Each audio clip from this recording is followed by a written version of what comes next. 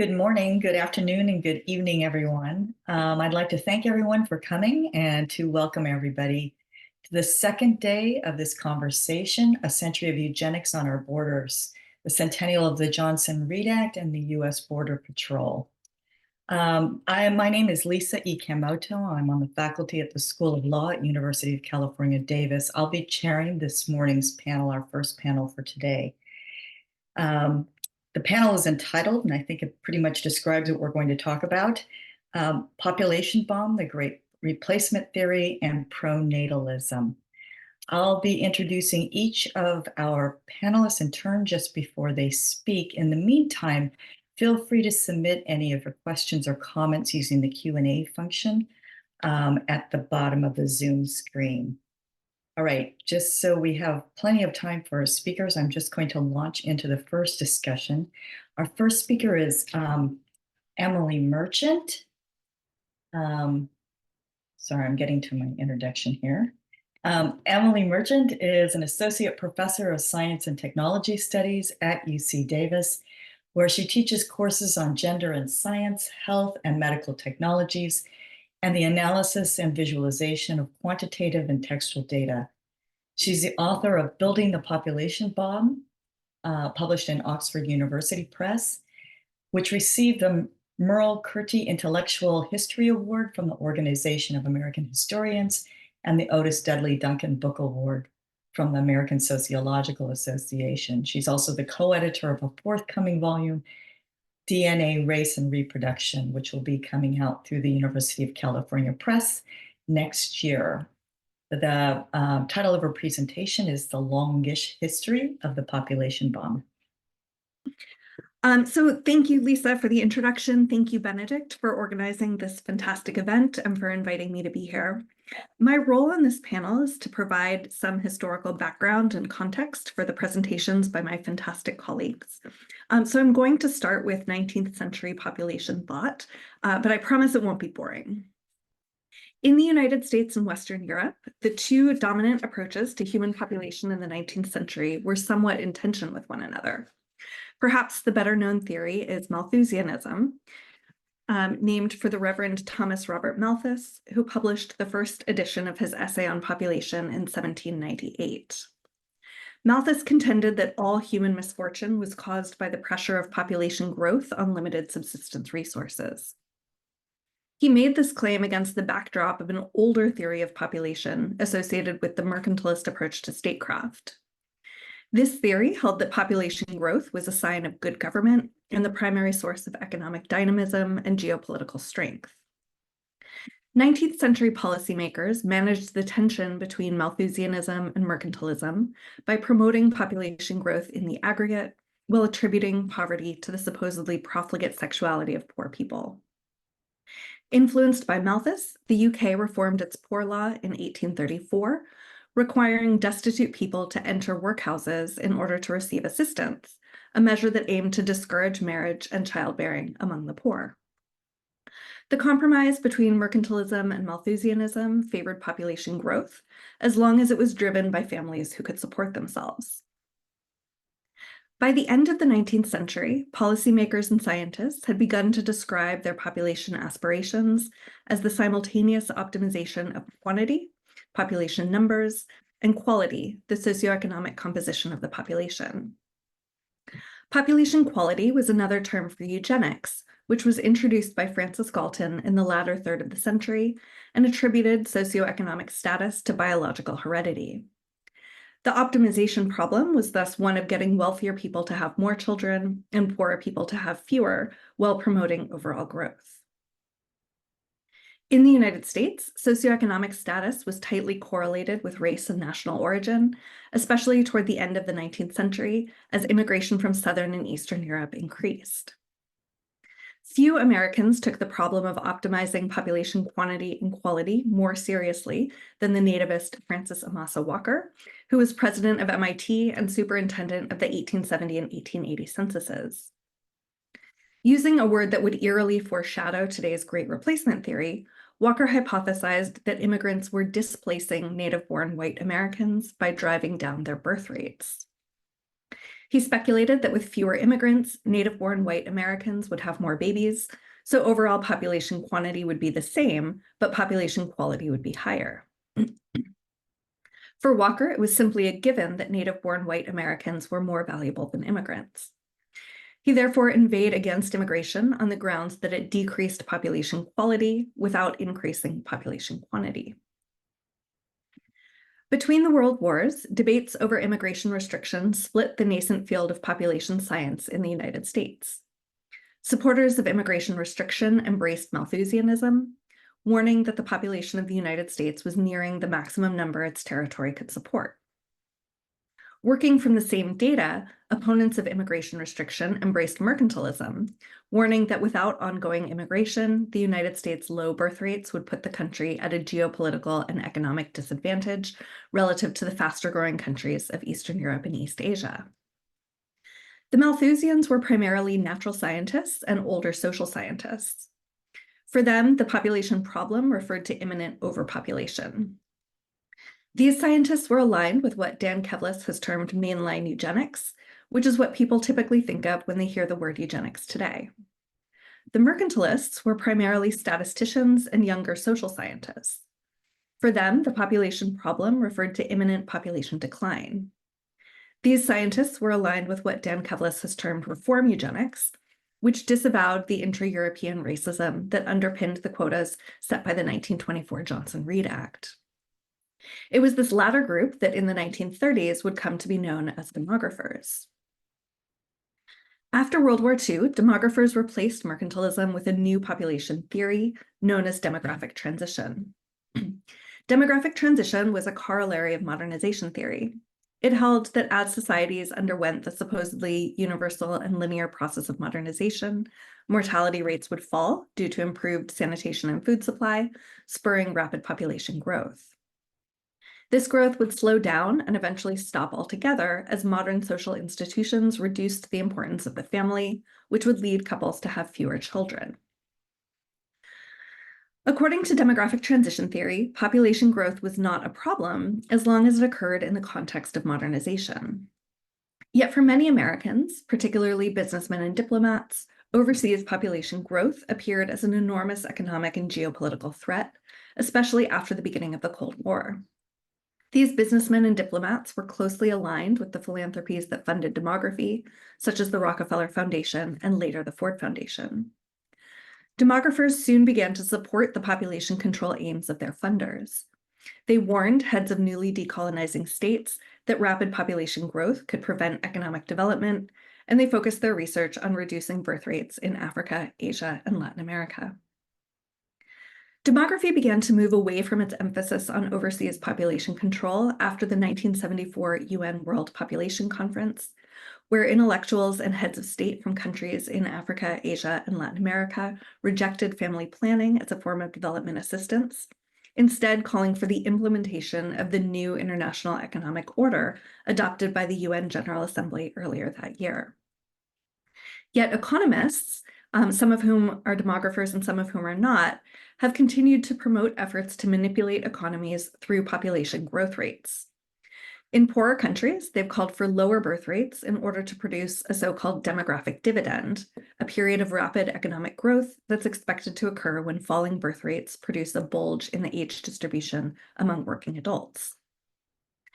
At the same time, economists have called for higher birth rates in wealthier countries as a way to promote economic growth absent direct government intervention and to ensure the solvency of Social Security and other programs of old age support. This bifurcation between pronatalism in wealthy countries and antinatalism in poor countries mirrors on a global scale the concern for quantity and quality expressed by Frances Amasa Walker at the national level 150 years ago. Now that we're back at the turn of the 20th century, let's talk about the Malthusians. Although their ideas remained marginal to demography, they did not disappear. In 1929, one of their number, Guy Irving Birch, established the Population Reference Bureau. The PRB circulated research from the new field of population science to promote public support for eugenics and immigration restriction. Birch coined the phrase population explosion in 1937 to describe his prediction for the future of the United States.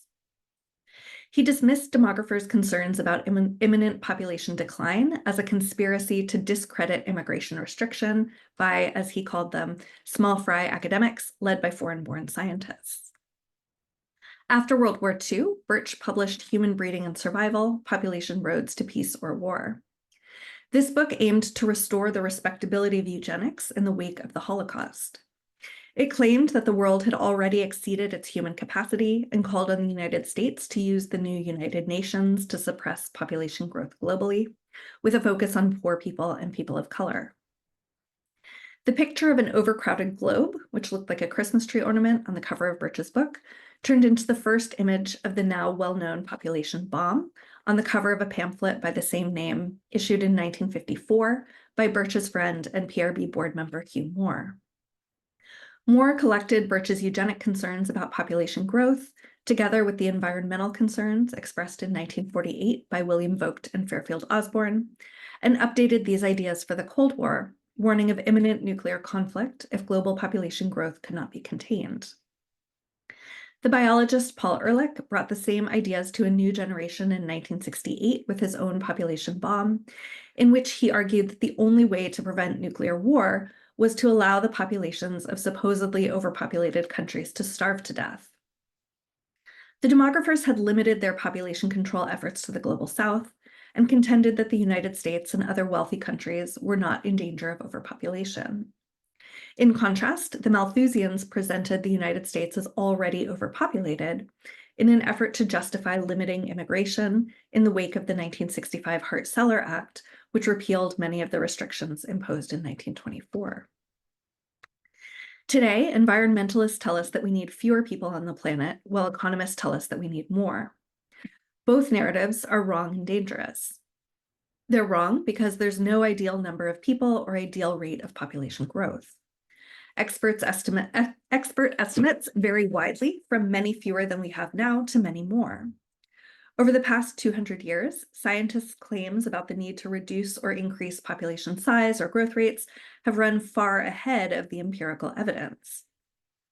As the science has caught up, it has continually failed to find a necessary or automatic relationship between population size or growth and either economic growth or environmental devastation. These narratives are dangerous because they justify substituting the policing of bodies, often the bodies of the world's most vulnerable people, for actual governance of economies and ecosystems. As you'll hear in the next two talks, these narratives also justify new forms of eugenics and genocide, from the eco-fascism and eugenic pronatalism that Rajani and Anne will discuss, to the designer babies Marcy will discuss. Thank you. Thank you so much, Emily. Continues some of the threads we started with yesterday's conversation and sets us up nicely for the rest of our conversation today. I'm going to start by introducing our next speakers who are co-presenters. Rajani Bhatia is an associate professor in women's gender and sexuality studies at the University of New York at Albany, SUNY. Professor Bhatia's research interests lie in developing new approaches to feminist theorizations of reproduction in feminist science and technology studies. Topically, she has focused on issues that lie at the intersection of reproductive technologies, population sciences, health, bioethics, and biomedicine. Bhatia is the author of Gender Before Birth, Sex Selection in a Transnational Context, published as part of the University of Washington Press Feminist Technosciences series. And her co-presenter, Anne Hendrickson, is a senior policy analyst for challenging population control at Collective Power. Before joining Collective Power, Anne was a director of PopDev, the Population and Development Program at Hampshire College, and a lecturer at the School of Critical Social Inquiry, where she taught for 4 years. Her work centers on how to understand and resist today's population control in relation to changing global population trends, repressive reproductive politics, rising far-right attacks on civil liberties, and worsening climate change. She tracks population politics along the political spectrum, focusing on when population is wrongly used to rationalize injustices like forced sterilization, border restrictions, and vigilante violence against BIPOC communities. She's currently researching the Great Replacement Panic that falsely claims that so-called elites are replacing white Americans with Black and brown immigrants, and its use in eco-fascist and related far-right rhetoric against abortion, birth control, immigrants, and overpopulation. I'm going to stop there so that our presenters can get on with their work. Thank you. Thank you, Lisa, and thank you, Emily, for setting us up so nicely. You all can see that. So in May 2022, in Buffalo, New York, a white shooter killed 10 Black Americans in a tragic act of violence. His screed mimicked the words of other eco-fascist extremists: kill the invaders, kill the overpopulation, and by doing so, save the environment. This event adds to a growing list of mass shooters that have repeated similar vitriol for over a decade, from Norway to New Zealand to Texas. The Great Replacement conspiracy theory is a cornerstone of eco-fascist ideology that fuels domestic demographic anxieties. Made popular by media and cultural influencers such as French nationalist Renaud Camus and US former Fox News talk show host Tucker Carlson, the conspiracy transmits the idea that liberal elites are strategically orchestrating mass immigration of non-white peoples to replace white populations on the decline. Shifting demographic factors such as low birth rates, population aging, immigration, and racially mixed reproduction are perceived to combine in a way that creates an existential threat to whiteness. Another source of Great Replacement propaganda stems from YouTube videos. A recent study conducted by an immigrant rights organization analyzed the content of videos with at least 2 million views. The study found that the videos incorporate correct information or partial truth, sometimes drawing on reputable sources to make claims that appear supported by data. Recent polls have documented the increasing popularization of Great Replacement ideas in the US, with as many as 1/3 of Americans who believe its premise. Great Replacement ideas connect to century-old eugenic policies motivated in part by the same panic around population decline, so-called white genocide, per Madison Grant's 1916 book, The Passing of the Great Race. But they are also connected in two ways to the mid-20th century intensification of international population control policies prompted by the population bomb that Emily discussed.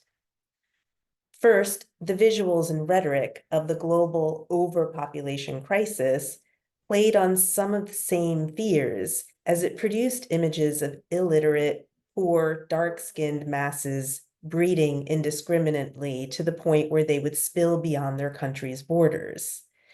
Secondly, it fused together reactionary ideas with a liberal agenda, as population control was increasingly invoked and implemented in the name of the environment, reproductive rights, and for the sake of assisting poor countries. It's important to remember that fears of overpopulation in the 1960s were propagated against the background of the 1965 liberalization of US immigration law, which removed the national origins formula. Thus, this preoccupation with global overpopulation was stripped of explicit nativist concerns. The emergence of the modern environmental movement beginning in the late 1960s provided a more direct foundation of human infrastructures that would grow to support the demographic anxieties undergirding Great Replacement ideas today. The 1968 establishment of the advocacy organization Zero Population Growth, or ZPG, was critical to this process by propagating a link between population growth and environmental degradation. John Tanton served as president of ZPG in the 1970s and was active in the National Audubon Society and the Sierra Club. Today, he is most often referenced in relation to a network of anti-immigration organizations that he led, organized, inspired, or created, the first of which was Federation for American Immigration Reform. Via the assertion that population growth is a primary cause of environmental degradation, this lobby unleashed green nativist impulses in defense of an exclusionary idea of American culture and heritage. The network twice attempted to take over the Sierra Club, while also collaborating with white nationalist and eugenic organizations. Tanton's correspondence revealed his own demographic anxieties, now at the heart of eco-fascist extremism.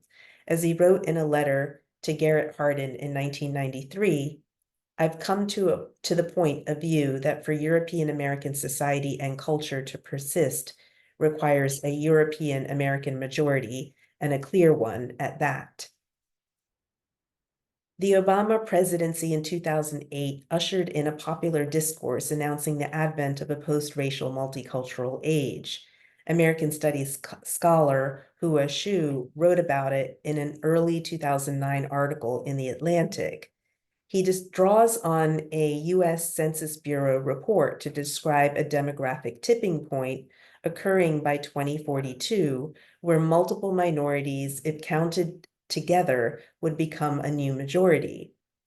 Several Census Bureau reports prompted recurring majority-minority mainstream discourse that appeared to provide factual backing for replacement theories. But of course, the ideology was prominently legitimized by President Trump, who energized the far right, condoning the 2017 Unite the Right rally, in which marchers chanted, "Jews will not replace us, you will not replace us." In addition, several Trump advisors and appointees were linked to the Tanton network.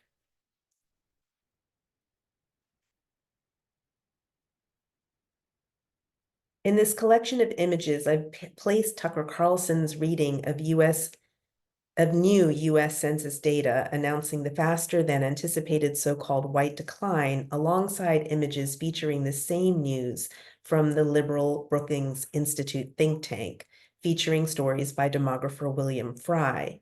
Note that Fry's book, Diversity Explosion, mimics alarmist population bomb rhetoric of past. Fry, who serves on the advisory board of a Tanton-linked group called the Carrying Capacity Network, uses credible data to point to the important implications, in his words, of a youthful minority white tipping point. Elon Musk has now entered the stage of influencers of a new mainstreaming discourse around depopulation, or so-called demographic winters. He has named the top world's challenges as the transition to renewable energies and a collapsing birth rate. Musk said in an interview with Tucker Carlson, if we don't make enough people to at least sustain our numbers, perhaps increase a little bit, then civilization's going to end with a whimper in adult diapers. Musk's foundation funded a new initiative based at the University of Texas in Austin that is putting out dire projections of a global population collapse, here depicted in a New York Times opinion piece by the economist Dean Spears, a recipient of Musk's funding. Spears and his co-authors describe global population decline as a kind of quiet extinction or existential threat to humanity, with a gravity comparable to the climate crisis. Like mainstream overpopulation rhetoric of the 20th century, this new and mainstreaming rhetoric on underpopulation situates itself in liberal values related to the environment and reproductive justice. But in the broad great replacement universe of discourse, euphemisms like the end of civilization and demographic change or tipping points are put in explicitly nativist terms by others who point to demographic numbers to stoke a sense of fear and loss.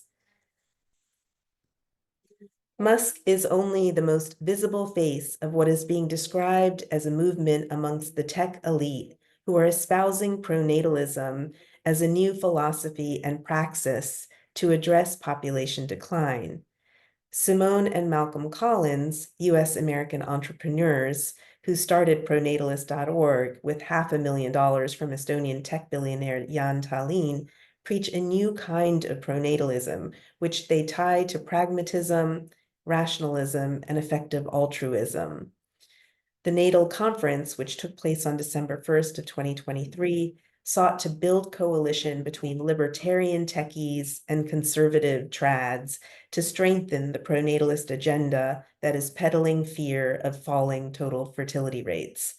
Anne and then Marcy will expound on the consequences of these agendas. Thank you. Hello, everyone. Thank you, Rajni and Benedict and all my co-panelists. One of the most troubling amplifications of Great Replacement panic is the Republican embrace of the word invasion as an anti-immigrant rallying cry. In a recent campaign ad, conservative Mike Speedy of Indiana demonizes migrants as evil crossing this border. He filmed his ad at the border wall in Arizona, hundreds of miles from his home state.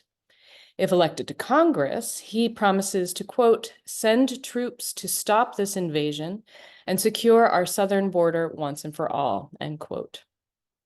Speedy is not alone in his fear-mongering theatrics.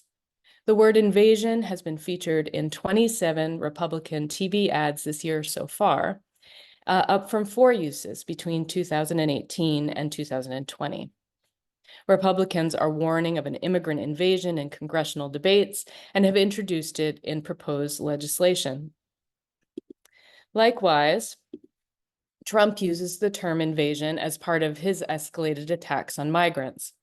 He warns of a border bloodbath, which will result from a Biden-facilitated immigrant invasion. Pictured here is the Republican National Committee's website, bidenbloodbath.com, which reinforces Trump's maligning of immigrants as violent criminals. Trump makes the eugenic claim that this criminality is genetic, charging that undocumented immigrants are, quote, poisoning the blood of our country, end quote. One tactic for further tightening immigration restrictions is through environmental regulation. The anti-immigrant Tantan Network is advocating to expand the National Environmental Policy Act to require federal agencies to prepare environmental impact assessments before changing immigration policy. They claim the rollback of some Trump-era immigration policies, like halting construction of the border wall, violates the EPA because undocumented immigrants drive environmental destruction. This argument promotes the greening of hate rhetoric about immigrants as environmental vandals who are ruining American citizens' land and property, overpopulating the country, and accelerating climate change. A worrying counterpoint to this onslaught of anti-immigrant attacks is the rise of natalism, with the intent to grow the national birth rate among immigration rates or else. Complaining of low birth rates in the US, now deposed Fox News analyst Tucker Carlson and Stephen Miller of American First Legal warned of a Malthusian nightmare resulting from an influx of too many immigrants, supposedly competing for US resources and making social cohesion impossible. Alongside his invective against immigrants, the eco-fascist Buffalo shooter was preoccupied with birth rates. His screed railed against decreased birth rates 40 times and charged that, quote, white birth rates must change, end quote, to save the nation. The right blames abortion for low birth rates and a declining native-born workforce with wildly inaccurate claims. Here's Marjorie Taylor Greene. We have a population loss that is starting to show severe effects because over 63 million people have been murdered in the womb, end quote. In another instance, Nebraska Senator Steve Erdman argued for that state's 6-week abortion ban to counter low birth rates in the state against the influx of foreigners and refugees. Illinois Congressperson Mary Miller was explicit about whose birth rates many on the right are worried about, with her revealing slip of the tongue. At a Trump rally, Miller referred to the Dobbs decision, which eliminated the federal constitutional right to abortion, as, quote, the historic victory for white life in the Supreme Court, end quote. She later backpedaled and said she meant to say a victory for the right to life, not white life. The nationalist agenda behind ongoing restriction and criminalization of abortion extends to contraception. Justice Thomas's concurring opinion to the Dobbs decision shows the precarity of foundational cases ensuring the right to contraception. He calls for the U.S. Supreme Court to reconsider the Griswold decision, among others that concern the right to privacy. A successful challenge to these decisions could limit contraceptive access on a federal level and is a long-held goal of conservatives who are increasingly vocal about it. On another front, anti-abortion activists falsely blur the lines between abortion and contraception, suggesting that contraceptives end a pregnancy rather than prevent one. This argument suggests contraceptives could be subject to the same laws restricting abortion and could mean restrictions on a state-by-state basis. At the same time, conservatives have revived the Comstock Act of 1873, controlling obscene matter, arguing its application would make it a crime to mail abortion-related material, which could include contraception. Project 2025, the rights plan for the next conservative presidency, is explicit in its anti-contraception agenda. It advocates for modern fertility awareness as a method of unsurpassed effectiveness. Fertility awareness is hardly the most effective method in preventing pregnancy. It is typically 77 to 98% effective, meaning that between 12 and 24 people out of 100 become pregnant while using the method. It also doesn't protect against sexually transmitted infections. While it may be appropriate for some, it is not a method that fits all people's lives. Meanwhile, Project 2025's plan would reduce access to other methods under the through reinstating Trump's religious and moral exemptions to contraception provision under the Affordable Care Act. Project 2025 would require Title X funded clinics to promote fertility awareness along with heterosexual marriage. And it advocates for enforcing the Comstock Act to criminalize mailing and receiving abortion materials, surgical and medical, through the U.S. Postal Service. Taken together, these measures promote pregnancy and marriage over bodily autonomy and reproductive health. The natalist agenda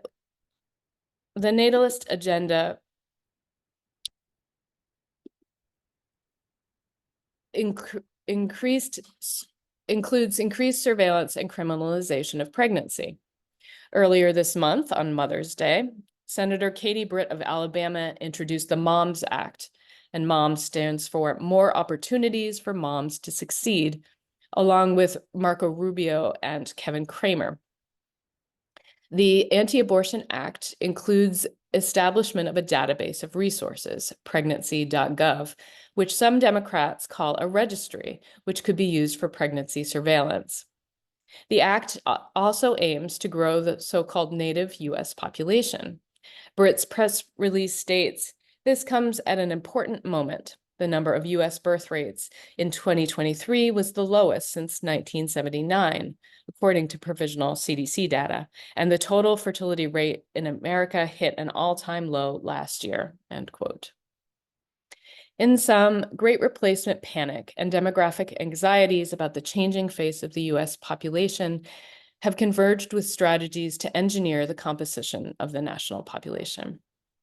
This includes overlapping reinforcing tactics to smear immigrants as criminals and environmental hazards to keep them out of the country, coupled with increasing restrictions on abortion and contraception to compel pregnancy and increase birth rates, sometimes in the name of bolstering the white population of European descent. And I'll end here and pass to Marcy to talk about the neo-eugenic implications of natalism. Thank you. Thank you, Anne and Rajani. I'm going to do a brief introduction of Marcy before she starts talking. Marcy Darnowski is Executive Director at the Center for Genetics and Society, a nonprofit organization based in the San Francisco Bay Area that works to bring perspectives grounded in social justice, human rights, and health equity to considerations of human genetic and assisted reproductive technologies. She speaks and writes widely on the societal implications of human biotechnologies. Her articles have appeared in scholarly and general audience publications, including the New York Times, The Guardian, the Los Angeles Times, Wall Street Journal, Nature, and Trends in Biotechnology. I'm sorry, my cat just moved my cursor. Okay. Sorry about that. She's also the co-editor of Beyond Bioethics toward a New Biopolitics with Osagie Obasogie at UCSF. I was publishing University of California Press. She's appeared in dozens of television, radio, and online news shows and has been cited in hundreds of news and magazine articles. Thank you, Marcy. Okay, thank you. And thanks to Lisa for that introduction, to Benedict Ipgrave for organizing this panel, and I'm having a big role in organizing the whole symposium. And he's going to thank you, Benedict. And thank you to the co-panelists, Rajani, Anne, and Emily, for really fantastic talks. So as Anne said, I'm going to be focusing on the strand of eugenics that thinks about controlling reproduction rather than controlling immigration, and they are closely related but different. I'm going to tell you a little bit about the one particular new technology that's being used with assisted reproduction that has clear eugenic implications, and also a little bit about a variety of ideological frameworks that support the promotion of pronatalism and these new reproductive technologies, and that draw on eugenic beliefs and temptations. So next slide, please. Thank you. You've already seen this image, and this is because the story of this couple really pulls these themes together. Rajani and Anne have already mentioned them and their ideas, which are part of an emerging campaign for pronatalism in the face of so-called demographic collapse. And they're also promoting new technologies of assisted reproduction to select supposedly superior children. The Collinses have been all over the media for the past 2 years. This image is actually the cover of the UK Telegraph magazine, and they've become kind of the poster children for this new prenatalism, which draws on the considerable financial and cultural influence of Silicon Valley elites. Next slide, please. Among the numerous profiles of the Collinses, this one is from Business Insider, November 2022. And its title is really instructive. The title that was used in the publication is this: billionaires like Elon Musk want to save civilization by having tons of genetically superior kids inside the movement to take control of human evolution. So that's what this piece covers, and it explains that the Collinses already have 4 children. They plan to double that. They believe that, quote, as long as each of their descendants can commit to having at least 8 children for just 11 generations, the Collins bloodline will eventually outnumber the current human population. Excuse my voice. So that's their ambition. And Malcolm Collins says, we could set the future of our species. But that's not all. They want not just a lot of kids, but the best kids. So just like Elon Musk and the numerous others who share these views, they attribute their success and their superiority to their innate qualities, their genes, and they want to ensure that their offspring are also genetically superior. So they are using a new technique that analyzes and ranks their IVF embryos for physical and behavioral traits including intelligence. And I'm going to come back to that shortly. But a little bit more about the Collinses. The author of the Business Insider profile asked Simone what she thought about them being tagged hipster eugenicists on social media. And Simone's first response was to think about new business cards, Simone and Malcolm Collins, hipster eugenicists. But she did say it with a laugh, and she went on to challenge the idea that what they are advocating has any similarity to what she called Nazi policies. This is also instructive because, like many others, she believes or argues or claims to believe that if it's market-driven rather than government enforced, it can't possibly be eugenics.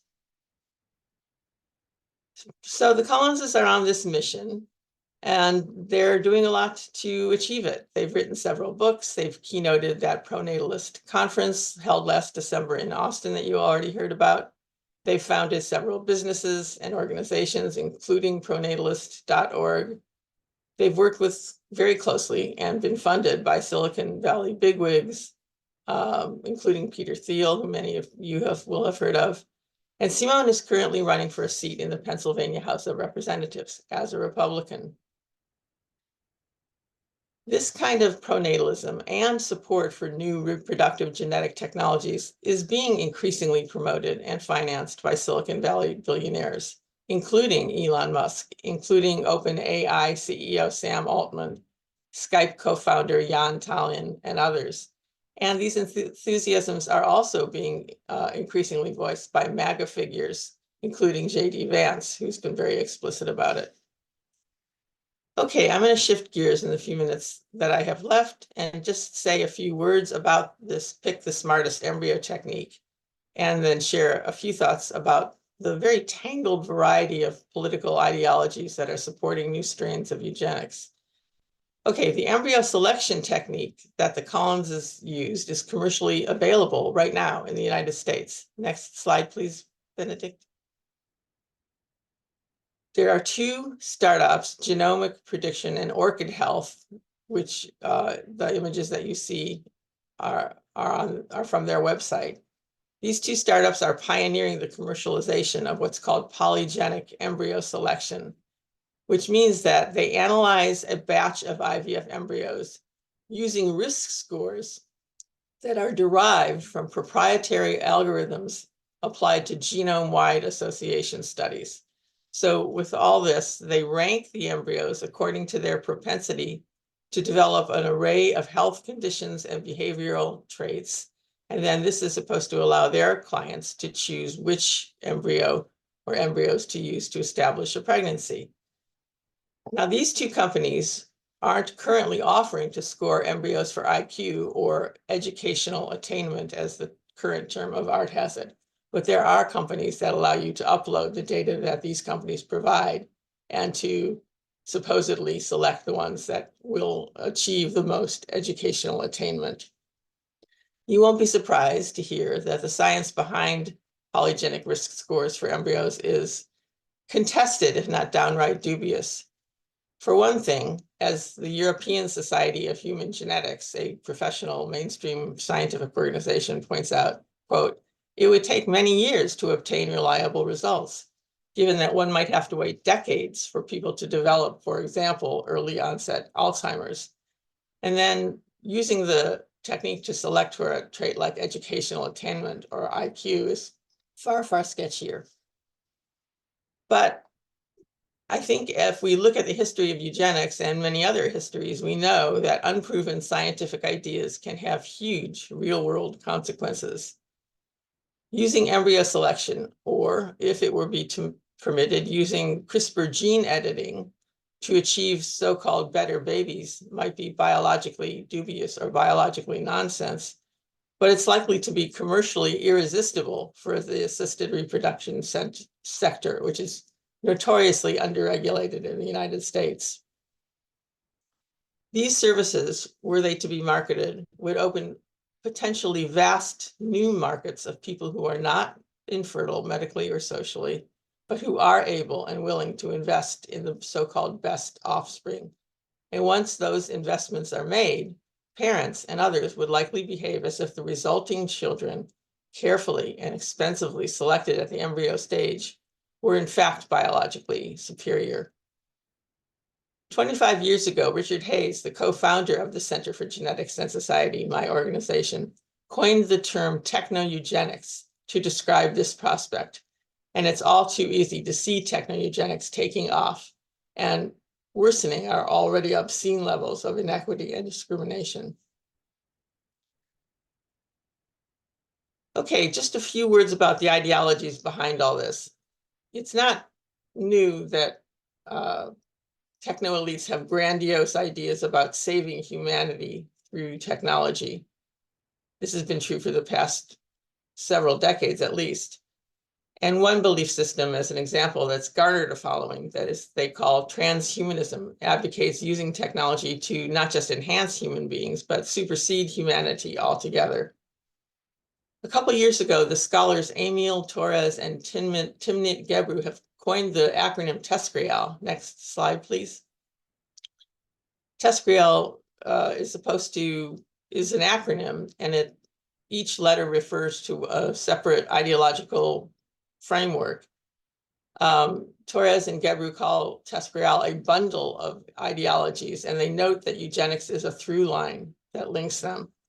I'm not going to say more about it now, but I urge you to read these articles about TESCREAL, which you can easily find online. And I won't say more because these belief systems are closely related to the story of the Collinses that we've already talked about. But I will say that TESCREALists tend to support designer baby technologies, but also that these technologies are sometimes also embraced by much more mainstream people who identify themselves as pro-choice liberals, but who fail to distinguish between choosing whether and when to parent and choosing the traits of future children, no matter the eugenic implications and consequences.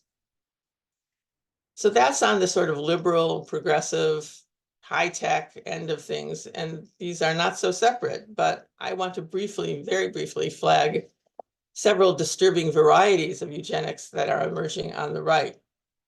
You've heard from my co-panelists about right-wing promotion of eugenics in the form of great replacement theory, which is, of course, directly imported from the 20th century eugenic playbook.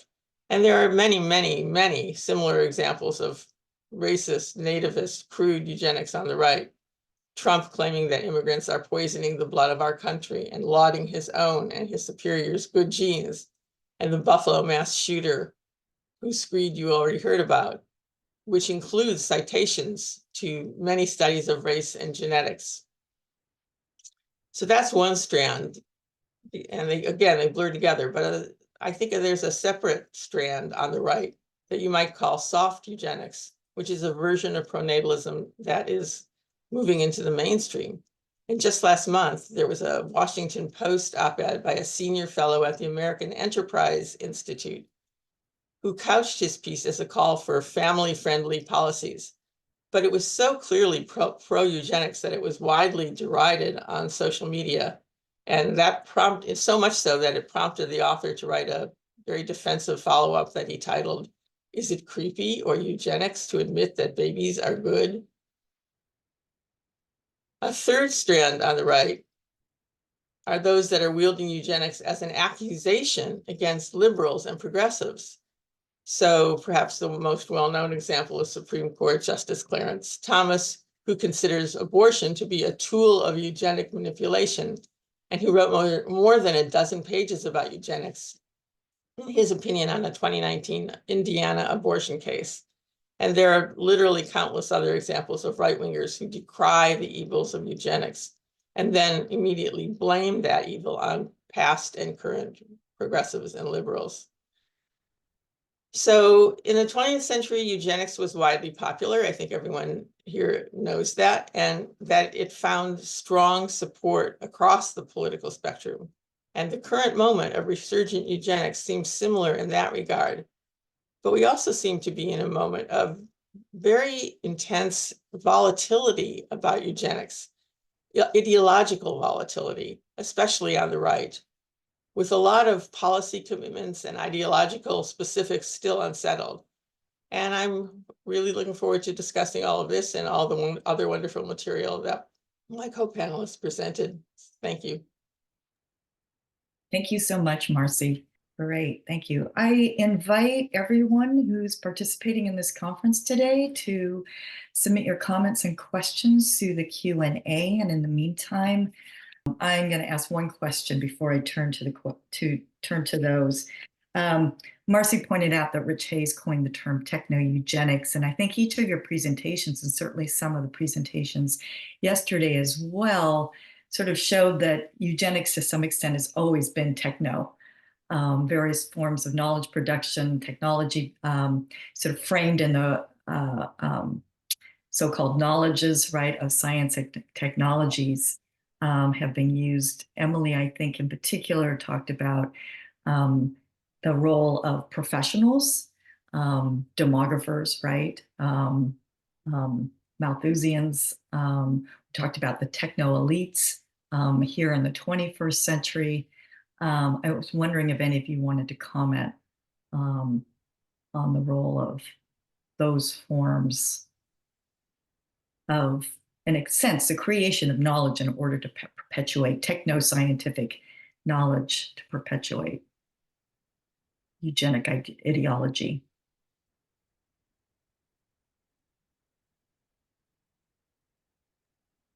Yeah, I can, sorry here.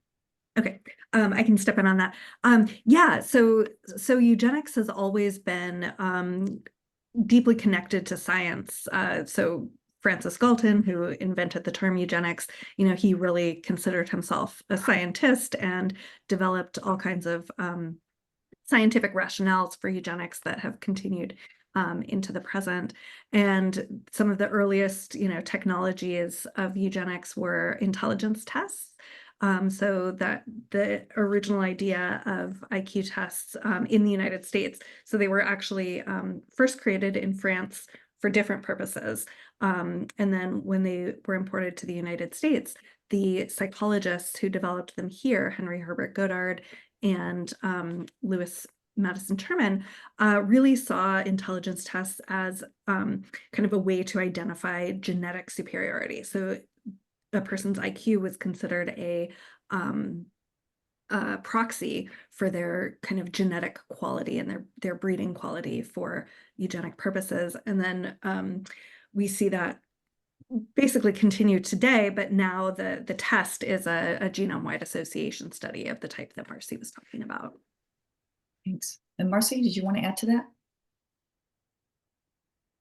Yes, just that I think that one of the important points to make about the technological and scientific associations of eugenics is that this does align it with a kind of notion of progress and with grandiose ambitions for humanity that are really important parts of the eugenic playbook, and gives eugenics the sheen of respectability, intellectual respectability and political respectability that I think helps it take root. And however, it leads to some really kind of wacky ideas, like the transhumanists who used to talk about uploading your mind, and even the very current ideas that we're going to engineer our children's genes to promote superior children, I think is so objectively misguided, and yet has such incredible ideological consequences because it justifies inequality. It takes the focus completely away from social changes and makes everything a matter of biology. And then you get this link to scientific racism and to white supremacism in ways that are poisonous especially on the right. But you get also these links, on the left to ideas of technological progress rather than social progress, that I think we have to be, and I think we have to really be on the lookout for both of those. And I'm just struck, one of the tasks I do at the Center for Genetics and Society is every week, look and see what's in the news about eugenics. And if you plot, we have actually plotted an n-gram to see how often the term eugenics is mentioned in news articles. And there's this big spike in the late 2010s, where it was very low before that. I wish I had the numbers at hand, but I don't.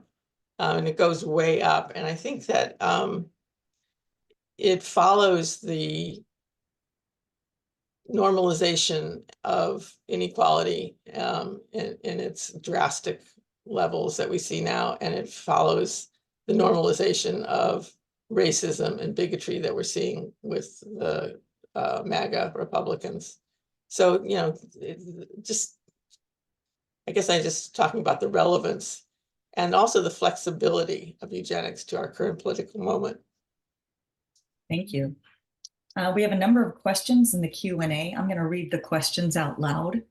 One is Limits to Growth by Club of Rome, 1972, recommended an environmental depopulation agenda, and the current pronatalism by Silicon Tech promotes population. How would you understand the shift in eugenics thinking inside the Washington consensus neoliberal big business elites? Do they share the same ideology, or are they different groups with different agendas? Anyone?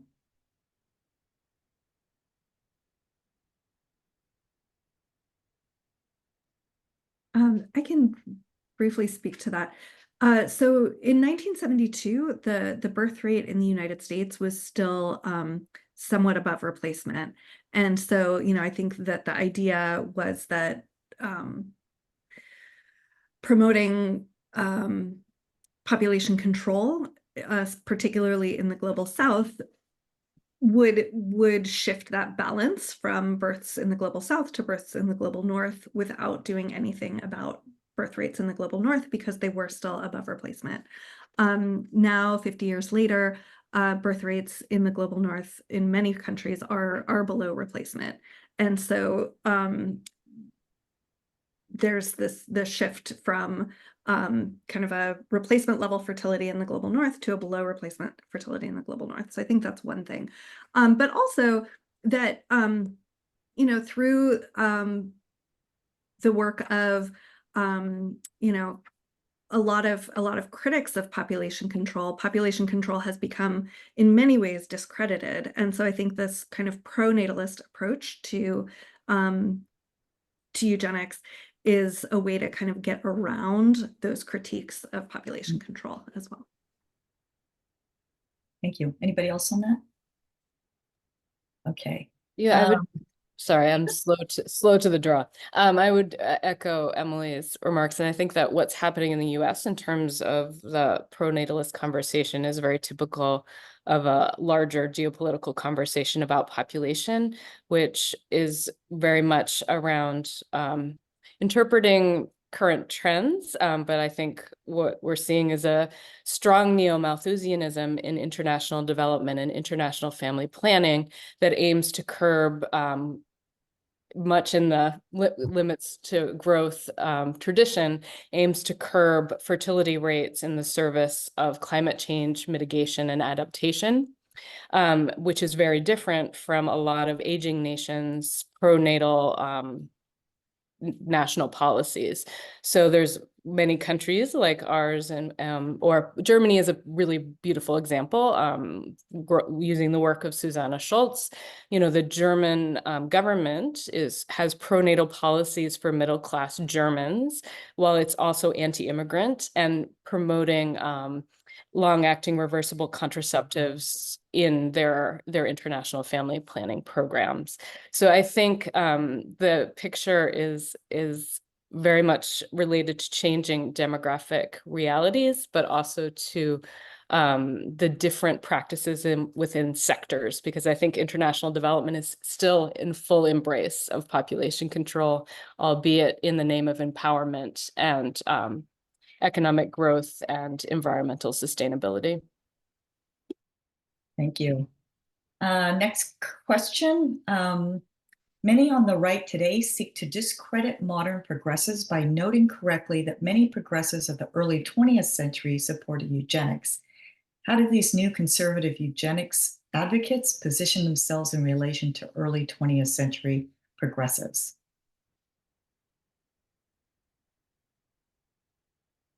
Well, I think basically for the right wing, it's just a way of beating progressives over the head, and they don't acknowledge that there were also right-wing racist eugenicists in the 20th century.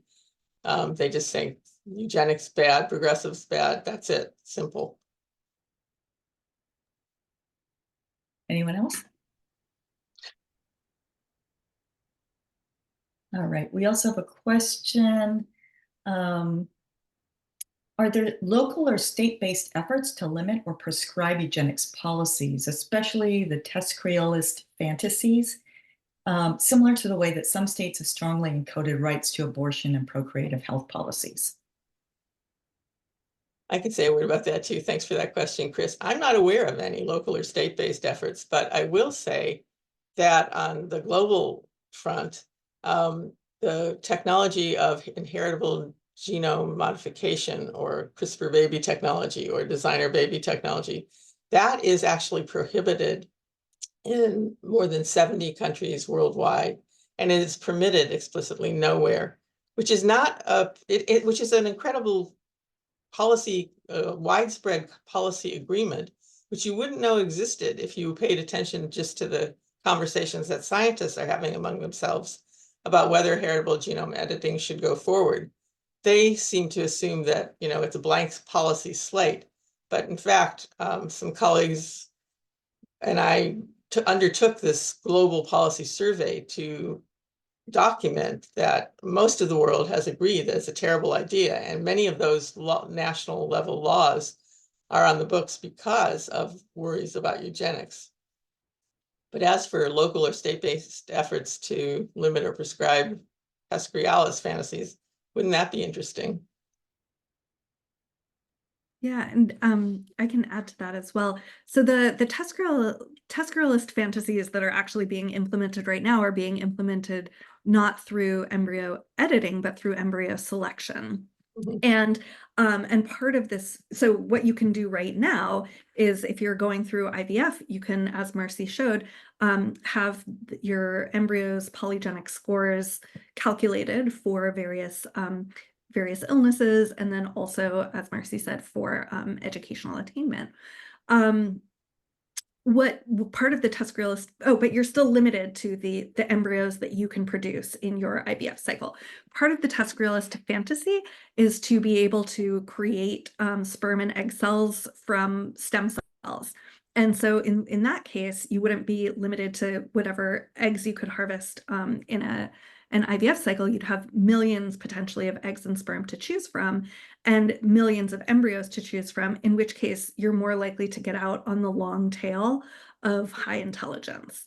And so I think that's also part of this test creolist fantasy, that it would require technology that doesn't currently exist, but people are working on developing it, but that still wouldn't require embryo editing or germline editing. But also, you know, there has been kind of critique of these methods that have influenced the companies to some extent. So genomic prediction, when they first started, they did tell parents if an embryo was expected to have what they called an intellectual disability, which I think just referred to very low educational attainment. And they dropped that. They no longer offer that because of kind of public critique of what they were doing there.